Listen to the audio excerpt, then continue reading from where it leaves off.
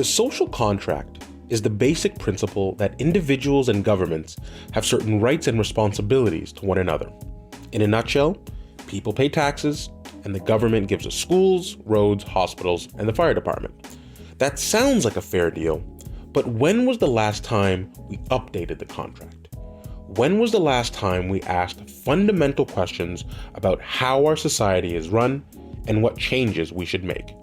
Who goes to jail and why? What do we learn in school and why? What does the military do and why? We, or at least I, have a tendency to think about the topic or the scandal of the day and not the underlying issues that create them in the first place.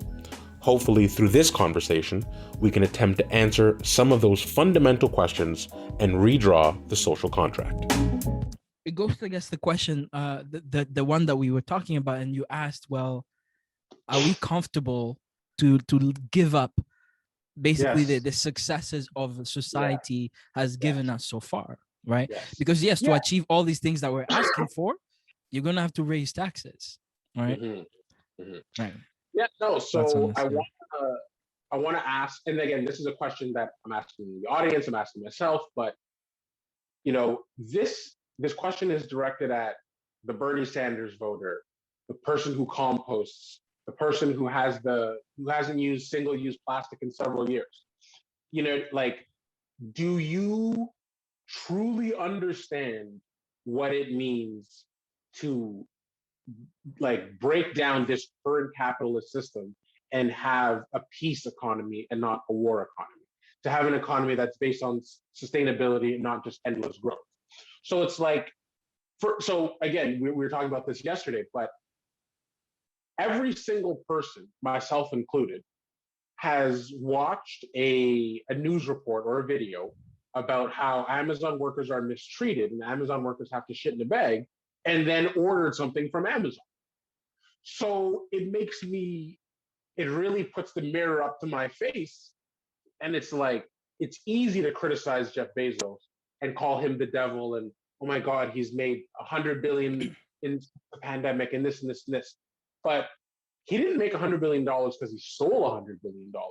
He made this money because we bought that much stuff. We heard about we've been hearing about terrible working conditions in Amazon for years now, and purchases through Amazon only go up. So it's who's the real villain here? You know what I mean? We were just a minute ago talking about the billionaires list and oh my God, can you believe Jeff Bezos did this? Can you believe Elon Musk did that? But it's we are the fuel that allows them to do that.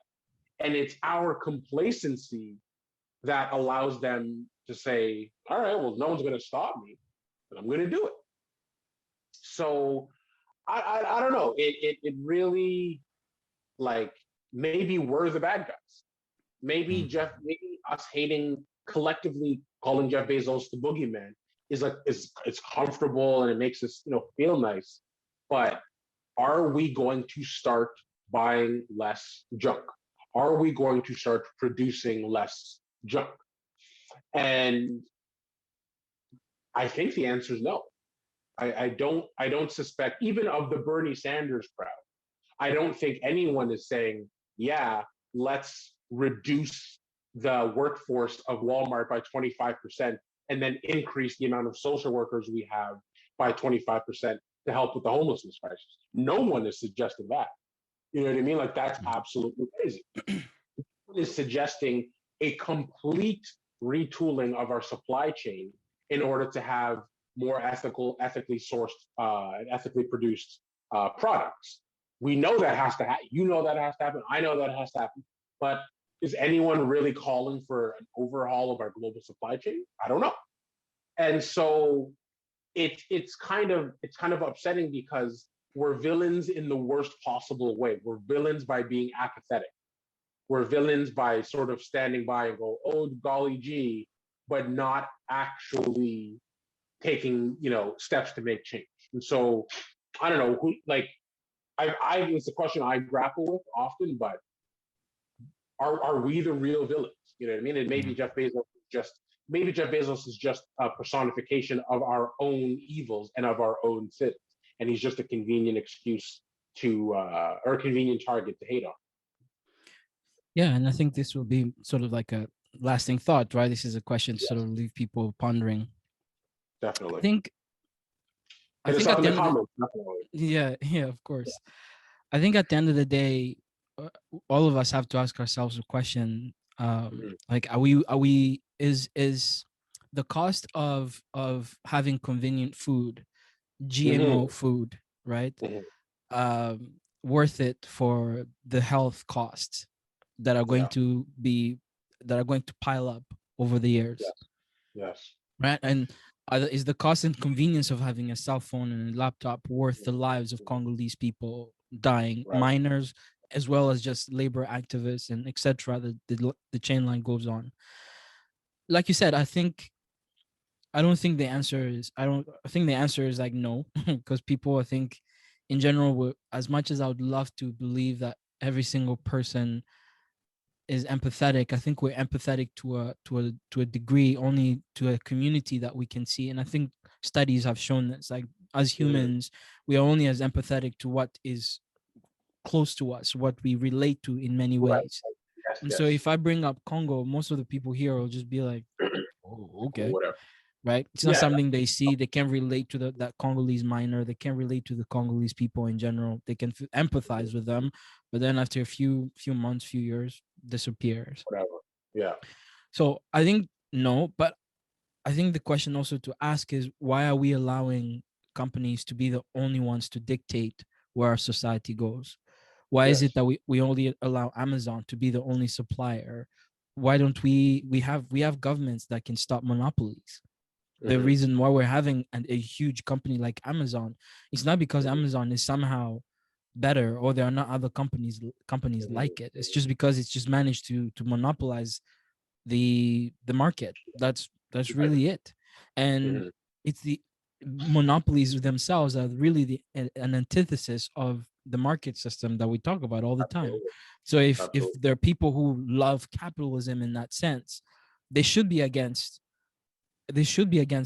Amazon and just how big it's getting, and they should be for just trying to make sure that there are other companies small. And I think in that way you create smaller companies that want to do things ethically, right? And you give people the choices to be able to purchase and get access to things and goods and services that are ethical.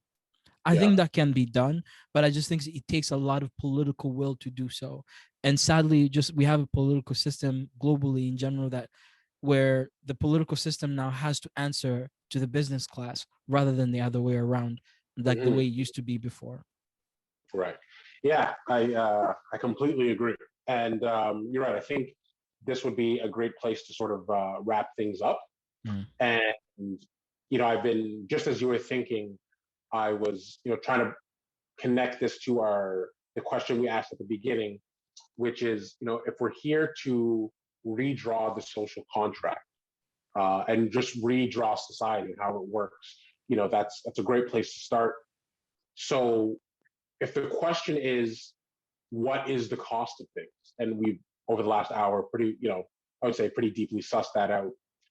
I would say, and I don't know how realistic this is to have it completely set up this way, but in the same breath, and I think this is true, but if every human only ate food that was grown within 100 miles of them, I think that would go a long way towards addressing some of the problems that we discussed here.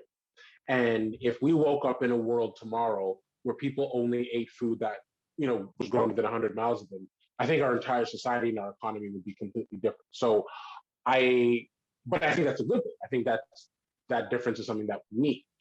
But that same approach that we can have when it comes to sustainable agriculture, can we expand that same logic to our entire supply chain and to our manufacturing?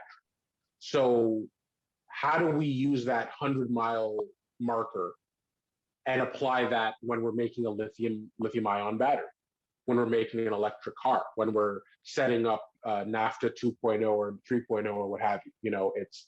because if it's a small product or it's one industry, I think it might be possible. And given the fact that food literally grows everywhere on earth, makes the agricultural argument a little bit easier. But I don't know if we can do it for our entire supply chain, but we should certainly try. I think that's. I think it trying. That's the point. I think it's we reach a point where people just give up. They're like, well, it's just the way it is. Right. I don't think it's the way it is, because for years and years, yes, our ancestors lived, they didn't die off, perhaps they didn't have they didn't have the life expectancy that we have today because of modern medicine, etc. But they lived, they were happy. It's not that they were unhappy, right? But of course, we live now in a modernized society where you can't just tell people to now just go back to without cell phones and the conveniences that modern society has. But I think we can and should always put in front and center the cost of just the social cost of our own successes, and make sure that we're creating ways to mitigate the worst intentions or the worst parts of the system that we've just created. And I think that should be extremely important, just as important as it is counting the success of a company's profits or whatever, or who's the next, I don't know, tech billionaire. I think how much are those people actually impacting society in a positive way, and not just in the corporate social responsibility where you just give money to charity and that's it. No, in a very concrete way, policy wise, and actually impacting people's lives. Yeah, no, you said it. You hit the nail on the head, because you're right. We're not going to go back to a world without cell phones. Okay, fine, but can we go to a world where instead of cell phones coming out every 10 months, they come out every 3 years? That, I think, is something we can do. So when it comes to planned obsolescence, the life cycle of products, there's a lot of work we can do to find that middle ground between a modern, technologically advanced society that we have, but also not, just utterly destroying the planet at the same time. Yeah, absolutely. So, sounds good. Look forward to discussing with some of you in the comment section. I know Zach is a good friend. He always comments on some of these videos, so I look forward to hearing his thoughts. Please do. Yes. So definitely, I'm curious to hear your thoughts. This is something obviously that we're going to be talking about many, many more times in the future. And in our next episode, we are going to do another one of these conversations where we take a very foundational and basic question that is holding our society together, and we analyze it and break it apart and do a deep dive. So I'm not sure. We might talk about the military next week. We might talk about healthcare. Not too sure. We'll find that out in our pre-production meeting. But Michelle, thank you very much. Thanks. And thank you to every single person who's watching this right now. I really appreciate that. To all of our dozens and dozens of viewers. And that'll grow over time, and that'll change. But yeah, thank you very much. I really appreciate your time and being with me. Perfect.